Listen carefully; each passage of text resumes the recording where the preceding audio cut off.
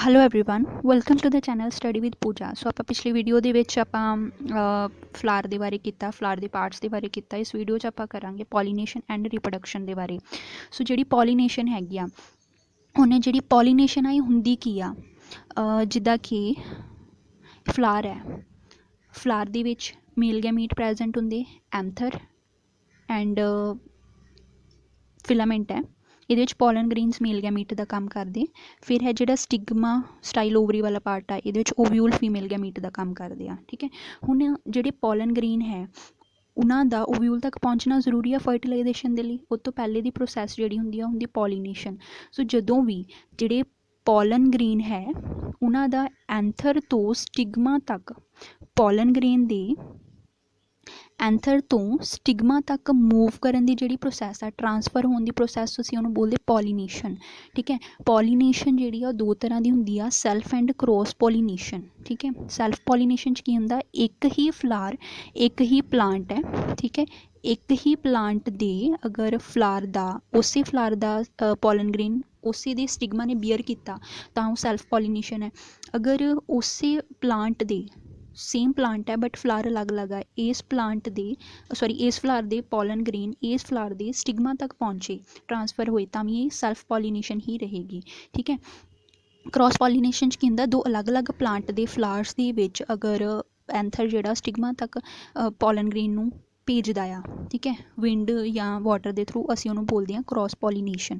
ਸੋ ਆਪਾਂ ਇਹੀ ਕਰਾਂਗੇ, pollination, transfer of pollen grain from anther to stigma is known as pollination. Pollination दो तरह की, self and cross. Self pollination मतलब जो जेनेटिकली सिमिलर फ्लावर और सेम फ्लावर एक ही प्लांट के फ्लावर, एक ही प्लांट के एक फ्लावर के जदों या एक तो दूसरे फ्लावर के होंदी आ तो सैल्फ पॉलीनेशन है। क्रॉस पॉलीनेशन की होंदी आ जदों एक दो अलग अलग प्लांट के फ्लावर्स के विच पॉलीनेशन आ, तो क्रॉस पॉलीनेशन ज़ैनोगैमी भी कहा जाता है। हुण सैल्फ पॉलीनेशन दो तरह की होंदी, ऑटो एंड गिटनोगैमी। ऑटोगैमी की होंदा है जदों सेम फ्लावर दे विच हुई, उसे फ्लावर दे पॉलन ग्रेन उसे दे स्टिगमा ने बेयर कीते तो ऑटोगैमी आ।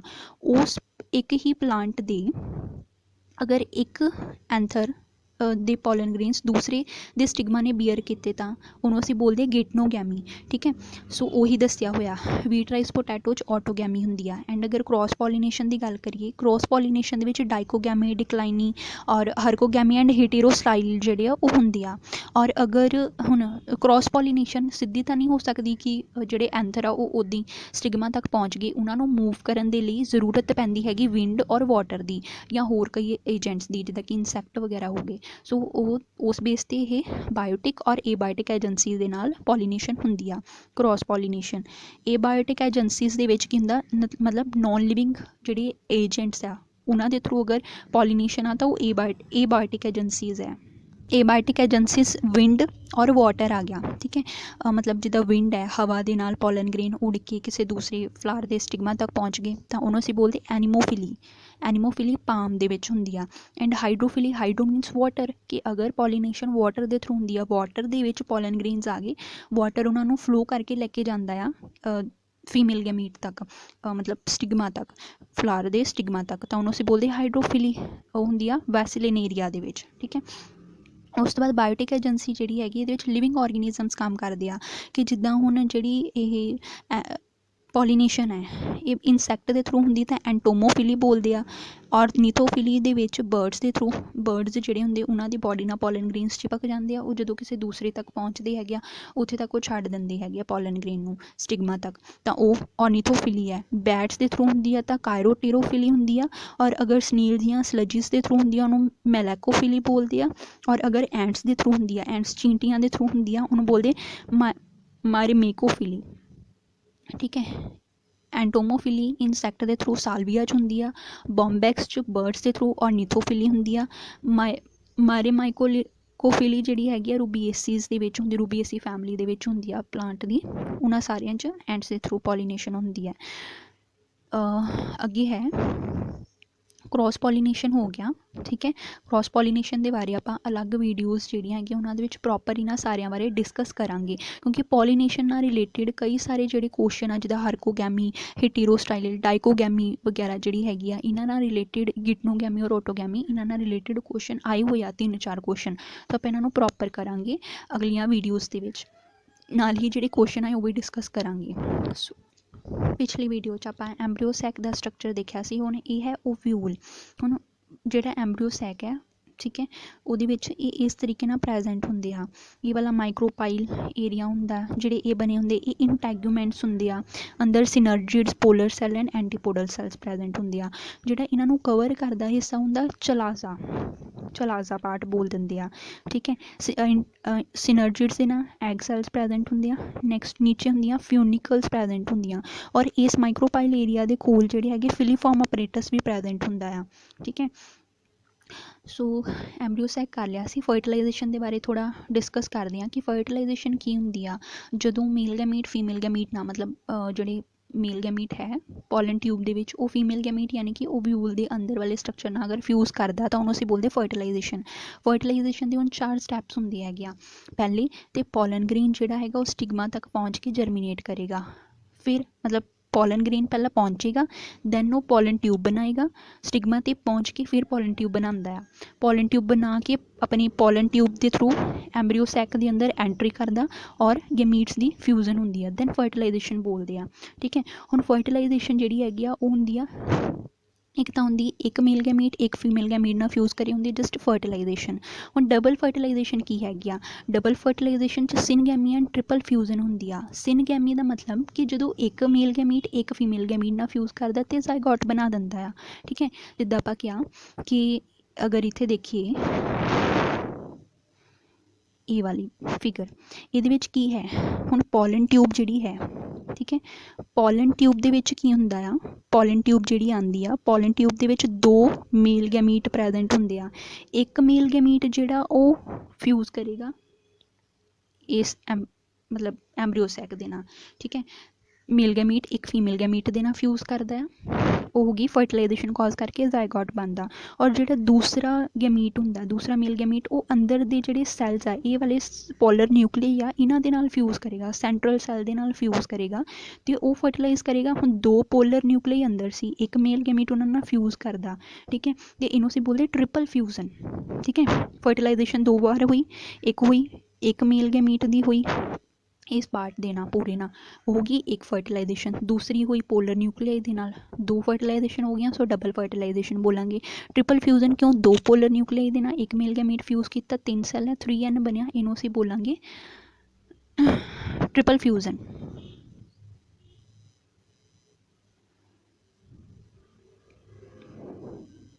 ਸੋ ਇਹੀ ਦੱਸਿਆ ਹੋਇਆ ਇਹਦੇ ਵਿੱਚ ਕਿ ਇੱਕ ਮੇਲ ਗੈਮੀਟ ਜਿਹੜਾ ਹੈ 2 ਪੋਲਰ ਨਿਊਕਲੀਆਈ ਨਾਲ ਫਿਊਜ਼ ਕਰਕੇ ਐਂਡੋਸਪਰਮ ਬਣਾ ਦਿੰਦਾ, ਇੱਕ 'ਚ ਬਣਦਾ ਜ਼ਾਈਗੋਟ, ਇੱਕ 'ਚ ਬਣਦਾ ਐਂਡੋਸਪਰਮ।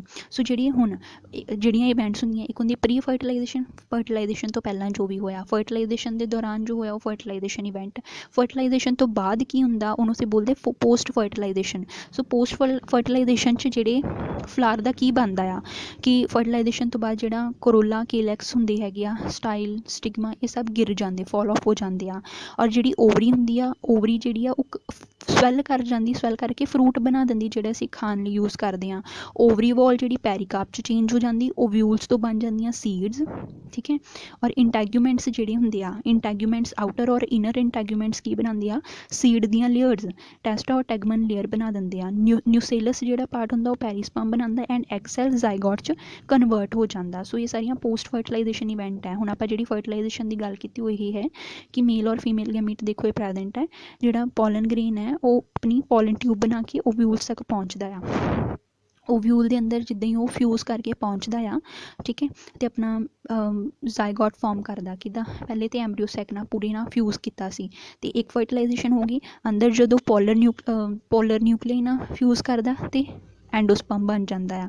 ठीक है, जाइगोट और एंडोस्पर्म बने। सो इस तरीके नाल डेवलप होकर एंब्रियो सीड कोट एंडोस्पर्म जिहड़े ये सीड बना देंगे।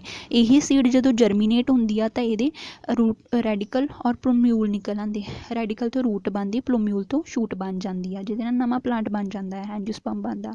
ठीक है, सो ये पॉलन एंट्री वाली दिखाई हुई है कि पॉलन ट्यूब इस तरीके नाल एंटर करती है। ठीक है, पॉलन ट्यूब जिहड़ी मेल गैमीट विच 2 प्रेजेंट होंदी है, ਉਹ ਫਿਊਜ਼ ਕਰਦੇ ਆ ਇਸ ਇੱਥੇ। ठीक है, बाद में ਉਹਦੀ ਅੱਗੇ ਮਿਲ ਗੈਮੀਟ दूसरा ਫਿਊਜ਼ ਕਰਦਾ ਇਸ ਪਾਰਟ ਦੇ ਨਾਲ, ਫਿਊਜ਼ਨ ਹੋ ਜਾਂਦੀ ਹੈ। ਠੀਕ ਹੈ, ਹੁਣ ਇਹ ਤਾਂ ਸੀ ਕਿ ਕਿਸ ਤਰੀਕੇ ਨਾਲ ਇਹਨਾਂ ਦੇ ਵਿੱਚ ਫਰਟੀਲਾਈਜੇਸ਼ਨ ਹੋਈ। ਨੈਕਸਟ ਫਰਟੀਲਾਈਜੇਸ਼ਨ ਤੋਂ ਬਾਅਦ ਐਂਬਰੀਓ ਬਣਿਆ। ਐਂਬਰੀਓ 'ਚ ਕੀ ਹੁੰਦੇ ਆ, ਮਤਲਬ ਜਿਹੜੀ ਸੀਡ ਬਣੀ ਆ ਪਲੂਮਿਊਲ ਔਰ ਰੈਡੀਕਲ ਆ। ਪਲੂਮਿਊਲ ਸ਼ੂਟ ਬਣਾਉਂਦਾ, ਰੈਡੀਕਲ ਰੂਟ ਬਣਾਏਗਾ ਐਂਡ ਫੂਡ ਕੇ 'ਚ ਸਟੋਰ ਹੁੰਦਾ ਆ ਜਿਹੜੇ ਕੋਟਲੀਡਨ ਹੁੰਦੇ ਆ ਮੋਨੋਕੋਟ ਔਰ ਡਾਈਕੋਟ ਦੇ ਵਿੱਚ। ਠੀਕ ਹੈ, ਇਹ ਸੀ ਇਹਦੇ ਪਲਾਂਟ ਦੇ ਬਾਰੇ। ਹੁਣ ਇਹਦੀ ਲਾਈਫ ਸਾਈਕਲ ਦੀ ਅਗਰ ਆਪਾਂ ਗੱਲ ਕਰੀਏ ਤਾਂ ਕਿਸ ਤਰੀਕੇ ਦਾ ਲਾਈਫ ਸਾਈਕਲ ਹੁੰਦਾ ਐਂਜੀਓਸਪਰਮਸ ਦਾ। ਦੇਖੋ ਹੁਣ ਫਲਾਰ ਹੈ, ਫਲਾਰ ਦੇ ਵਿੱਚ ਮੇਲ ਫੀਮੇਲ ਪਾਰਟ ਪ੍ਰੈਜੈਂਟ ਹੁੰਦੇ ਆ। ਠੀਕ ਹੈ, ਇਹ ਹੈ ਮਾਈਕਰੋਪਾਈਲ, ਨਿਊਕਲੀਅਸ, ਇੰਟੈਗੂਮੈਂਟ, ਮੈਗਾਸਪੋਰ। ਦੇਖੋ ਮੈਗਾਸਪੋਰ ਸੈਲਸ ਫੀਮੇਲ 'ਚ ਕੀ ਹੁੰਦਾ, ਮੈਗਾਸਪੋਰ ਸੈਲਸ, ਮੇਲ 'ਚ ਹੁੰਦਾ ਮਾਈਕਰੋਸਪੋਰ ਮਦਰ ਸੈਲਸ। ਮਾਈਕਰੋਸਪੋਰ ਮਦਰ ਸੈਲਸ ਮਾਈਕਰੋਸਪੋਰ ਟੈਟਰੋਇਡ ਬਣਾਉਂਦੇ ਮਿਓਸਿਸ ਕਾਜ਼ ਕਰਕੇ, ਦੈਨ ਪੋਲਨ ਗ੍ਰੇਨਸ ਬਣਾਉਂਦੇ ਹੈਗੇ ਆ। ਠੀਕ ਹੈ, ਪੋਲਨ ਗ੍ਰੇਨਸ ਤੱਕ ਬਣਾ ਕੇ ਫਿਰ ਪੋਲਨ ਗ੍ਰੇਨ ਤੋਂ ਪੋਲਨ ਟਿਊਬ ਬਣਦੀ ਹੈ, ਫਿਰ ਉਹੀ ਅੱਗੇ ਡਿਵੈਲਪ ਕਰਦੇ ਹੈਗੇ ਆ। ਠੀਕ ਹੈ, ਔਰ ਆਪਣੀ ਗੈਮੀਟ ਬਣਾ ਦਿੰਦੇ ਹੈਗੇ ਆ, ਗੈਮੀਟ ਬਣਾ ਕੇ ਰੱਖਦੇ ਆ। ਅਗਰ ਆਪਾਂ ਇੱਧਰ ਗੱਲ ਕਰੀਏ ਮੈਗਾਸਪੋਰ ਦੀ ਤਾਂ ਐਂਬਰੀਓ ਸੈਕ ਬਣਦਾ, ਓਵਿਊਲ ਵਿੱਚ ਬਣਦੀ ਹੈਗੀ ਆ। ਓਵਿਊਲ ਦੇ ਵਿੱਚ ਜਿਹੜਾ ਪ੍ਰੋਪਰ ਐਂਬਰੀਓ ਸੈਕ ਦਾ ਪੂਰਾ ਸਟਰਕਚਰ ਹੁੰਦਾ ਆ, ਉਹਦੇ ਵਿੱਚ ਸਿਨਰਜਿਡ ਪੋਲਰ ਸੈਲਸ ਔਰ ਐਂਟੀਪੋਡਲ ਸੈਲਸ ਪ੍ਰੈਜੈਂਟ ਹੁੰਦੇ ਆ। ਹੁਣ ਜਦੋਂ ਇਹ ਮੇਲ ਗੈਮੀਟ ਫੀਮੇਲ ਗੈਮੀਟ ਨਾਲ ਫਿਊਜ਼ ਕਰਦਾ ਤਾਂ ਫਰਟੀਲਾਈਜੇਸ਼ਨ ਹੁੰਦੀ ਆ, ਡਬਲ ਫਰਟੀਲਾਈਜੇਸ਼ਨ, ਟ੍ਰਿਪਲ ਫਿਊਜ਼ਨ ਹੁੰਦੀ ਹੈ, ਜ਼ਾਈਗੋਟ ਫਾਰਮ ਹੋਇਆ, ਐਂਡੋਸਪਰਮ ਬਣਦਾ, ਦੈਨ ਸੀਡਸ ਬਣਦੀ ਹੈਗੀ ਆ। ਸੀਡ ਤੋਂ ਸੀਡ ਜਰਮੀਨੇਟ ਕਰਦੀ ਤਾਂ ਯੰਗ ਸਪੋਰੋਫਾਈਟ ਬਣਦੇ ਔਰ ਮੈਚਿਓਰ ਸਪੋਰੋਫਾਈਟ ਜਿਹੜਾ ਪਲਾਂਟ ਸਟਰਕਚਰ ਬਣਾ ਦਿੰਦਾ ਪ੍ਰੋਪਰ ਐਂਜੀਓਸਪਰਮ। ਸੋ ਆਪਾਂ ਇਹੀ ਪੂਰੇ ਉਹਦੇ ਵਿੱਚ ਵੀਡੀਓਜ਼ 'ਚ ਡਿਸਕਸ ਕੀਤਾ ਹੈ। ਇਕਨੋਮਿਕ ਇੰਪੋਰਟੈਂਸ 'ਚ ਹੈ ਕਿ ਇਹਨਾਂ ਦਾ ਐਗਰੀਕਲਚਰ 'ਚ ਕਾਫੀ ਇੰਪੋਰਟੈਂਟ ਰੋਲ ਹੁੰਦਾ। ਹੁਣ ਅਸੀਂ ਜਿਹੜੇ ਵੀ ਫਰੂਟਸ ਲੈਂਦੇ ਹਾਂ, ਵੈਜੀਟੇਬਲਸ ਮਿਲਦੀਆਂ ਸਾਨੂੰ, ਮੈਡੀਸਿਨਸ ਮਿਲਦੀਆਂ ਆ, ਜੋ ਵੀ ਖਾਣ ਦੇ ਲਈ ਜੋ ਵੀ ਸਾਨੂੰ ਮਿਲਦਾ ਉਹ ਸਾਰੇ ਐਂਜੀਓਸਪਰਮਸ ਤੋਂ ਹੀ ਤਾਂ ਮਿਲਦਾ ਹੈ। ਸੋ ਐਗਰੀਕਲਚਰ 'ਚ ਪਹਿਲਾਂ ਤਾਂ ਇਹਦਾ ਬਹੁਤ ਇੰਪੋਰਟੈਂਟ ਰੋਲ ਹੈਗਾ ਆ। ਹੁਣ ਜਿਹੜੇ ਜਿਹੜੇ ਐਂਜੀਓਸਪਰਮਸ ਹੈਗੇ ਆ, ਇਹਨਾਂ ਤੋਂ ਸਾਨੂੰ ਜਿਮਨੋਸਪਰਮ ਨਹੀਂ ਐਂਜੀਓਸਪਰਮ ਆਣਾ, ਐਂਜੀਓਸਪਰਮਸ ਤੋਂ ਸਾਨੂੰ ਰਾਈਸ, ਕੌਰਨ, ਮੀਜ਼, ਵੀਟ, ਬਾਰਲੇ ਸਾਰਾ ਕੁਛ ਮਿਲਦਾ। ਓਟਸ ਮਿਲਦੇ ਆ, ਸ਼ੂਗਰ ਕੇਨ, ਮਿਲਟਸ, ਸਬਜ਼ੀਆਂ ਦਾਲਾਂ ਮਿਲਦੀਆਂ ਹੈ ਨਾ, ਸਭ ਕੁਛ ਮਿਲਦਾ। ਫਿਰ ਹੈ ਕਿ ਹੋਰ ਇਹਨਾਂ ਦਾ ਕਿਸ ਵਿੱਚ ਰੋਲ ਹੈ, ਜਿੱਦਾਂ ਪੋਟੈਟੋ, ਟੋਮੈਟੋ ਔਰ ਪੈਪਰ ਜਿਹੜੇ ਹੈਗੇ ਆ ਇਹ ਸੋਲਿਨੇਸੀ ਫੈਮਿਲੀ ਦੇ ਵਿੱਚ ਆ ਜਾਂਦੇ ਆ। ਠੀਕ ਹੈ, ਇਹਨਾਂ ਦੇ ਬਾਰੇ ਅੱਗੇ ਆਪਾਂ ਫਲਾਰਿੰਗ ਪਲਾਂਟਸ ਦੀ ਐਨੋਟਮੀ ਦੇ ਵਿੱਚ ਪ੍ਰੋਪਰ ਡਿਸਕਸ ਕਰਾਂਗੇ। ਸੋ ਪੋਟੈਟੋ, ਟੋਮੈਟੋ, ਪੈਪਰ ਵਗੈਰਾ ਸਾਨੂੰ ਐਂਜੀਓਸਪਰਮਸ ਤੋਂ ਮਿਲਦੇ। ਪੰਪਕਿਨ ਮੈਲਨ ਜਿਹੜੀ ਹੈਗੇ ਆ ਕੁਕੁਰਬਿਟੀਏਸੀ ਫੈਮਿਲੀ ਦੇ ਵਿੱਚ ਆ ਜਾਂਦੇ ਆ, ਉਹ ਵੀ ਐਂਜੀਓਸਪਰਮ ਦੀ ਕੈਟਾਗਰੀ ਹੈ। ਕੈਬੇਜ ਸਾਨੂੰ ਬ੍ਰੈਸਿਕੇਸੀ ਫੈਮਿਲੀ ਤੋਂ ਮਿਲਦਾ, ਮਸਟਰਡ ਫੈਮਿਲੀ ਤੋਂ ਮਸਟਰਡ ਵਗੈਰਾ ਮਿਲ ਜਾਂਦੀ ਹੈਗੀ ਆ। ਸੋ ਇਹ ਵੀ ਐਂਜੀਓਸਪਰਮ ਹੈਗੇ ਆ। ਫਰੂਟ ਜਿਹੜੇ ਰੂਟੀਏਸੀ ਫੈਮਿਲੀ ਤੋਂ ਮਿਲਦੇ ਆ, ਇਹ ਵੀ ਅਸੀਂ ਐਡੀਬਲ ਪਰਪਸ ਲਈ ਯੂਜ਼ ਕਰਦੇ ਹਾਂ। ਰੋਜ਼ੀਏਸੀ 'ਚ ਰੋਜ਼, ਐਪਲ, ਪੀਅਰਸ, ਚੈਰੀਜ਼, ਪਲਮਸ ਆ ਜਾਂਦੇ ਹੈਗੇ, ਐਪਰੀਕੋਟ, ਇਹ ਸਭ ਅਸੀਂ ਐਡੀਬਲ ਪਰਪਸ ਲਈ ਯੂਜ਼ ਕਰਦੇ ਵੀ। ਫਿਰ ਹੈ ਕਿ ਵੁੱਡ ਪੇਪਰ ਜਾਂ ਫਾਈਬਰਸ ਜਿਹੜੇ ਹੈਗੇ ਉਹ ਵੀ ਸਾਨੂੰ ਐਂਜੀਓਸਪਰਮਸ ਤੋਂ ਕਈ ਤੋਂ ਮਿਲਦੇ ਆ। ਮੈਡੀਸਿਨ ਦੇ ਤੌਰ 'ਤੇ ਡਿਜੀਟੈਲਿਸ ਵਗੈਰਾ ਜਾਂ ਹੋਰ ਕਈ ਪਲਾਂਟਸ ਐਂਜੀਓਸਪਰਮਿਕ ਪਲਾਂਟਸ ਅਸੀਂ ਯੂਜ਼ ਕਰਦੇ ਹਾਂ। ਡਿਜੀਟੈਲਿਸ ਜਿਹੜਾ ਇਹ ਹਾਰਟ ਪ੍ਰੋਬਲਮ ਨੂੰ ਠੀਕ ਕਰਨ ਲਈ ਯੂਜ਼ ਹੁੰਦਾ। ਡਿਜੀਟੈਲਿਸ ਤੋਂ ਮਿਲਦੇ ਸਾਨੂੰ ਗਲਾਈਕੋਸਾਈਡਸ ਮਿਲਦੇ ਆ, ਉਹਨਾਂ ਗਲਾਈਕੋਸਾਈਡਸ ਨੂੰ ਹਾਰਟ ਡਿਸੀਜ਼ਿਸ ਦੀ ਟਰੀਟਮੈਂਟ ਲਈ ਯੂਜ਼ ਕੀਤਾ ਜਾਂਦਾ। ਫਿਰ ਡੈਕੋਰੇਟਿਵ ਪਰਪਸ ਲਈ ਰੋਜ਼ਿਸ ਜਾਂ ਟਿਊਲਿਪ ਹੋ ਗਏ ਜਾਂ ਇੱਦਾਂ ਦੇ ਫਲਾਵਰਸ ਜਿਹੜੇ ਆ ਮੈਰੀਗੋਲਡ ਵਗੈਰਾ ਯੂਜ਼ ਕੀਤੇ ਜਾਂਦੇ ਆ। ਸੋ ਸਭ ਇਹਨਾਂ ਦੀਆਂ ਕੀ ਹੈਗੀਆਂ ਇਕਨੋਮਿਕ ਇੰਪੋਰਟੈਂਸ ਹੀ ਹੈ। ਠੀਕ ਹੈ, ਸੋ ਆਪਣਾ ਐਂਜੀਓਸਪਰਮ ਦੇ ਬਾਰੇ ਇਹਦੇ ਵਿੱਚ ਕੰਪਲੀਟ ਹੋ ਗਿਆ।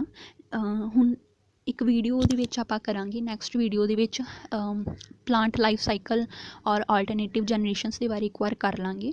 ਠੀਕ ਹੈ, ਉਸ ਤੋਂ ਬਾਅਦ ਜ਼ਰੂਰੀ ਕੰਮ ਕੀ ਹੈਗਾ ਕਿ ਅੱਗੇ ਪਲਾਂਟ ਕਿੰਗਡਮ 'ਚੋਂ ਪ੍ਰੀਵੀਅਸ ਈਅਰਸ ਦੇ ਜਿੰਨੇ ਵੀ ਕੁਐਸਚਨ ਪੇਪਰਸ ਹੈਗੇ 3-4 ਸਾਲ ਦੇ, ਉਹਨਾਂ 'ਚ ਜਿੰਨੇ ਕੁਐਸਚਨਸ ਆਏ ਹੈਗੇ ਉਹ ਇੱਕ ਵਾਰ ਆਪਾਂ ਜ਼ਰੂਰ ਡਿਸਕਸ ਕਰਾਂਗੇ। ਸੋ ਬਾਕੀ ਕਰਦੇ ਨੈਕਸਟ ਵੀਡੀਓ ਦੇ ਵਿੱਚ। ਵੀਡੀਓ ਅੱਛੀ ਲੱਗੇ ਤਾਂ ਲਾਈਕ ਐਂਡ ਸਬਸਕ੍ਰਾਈਬ ਜ਼ਰੂਰ ਕਰਨਾ। Thanks for watching the video.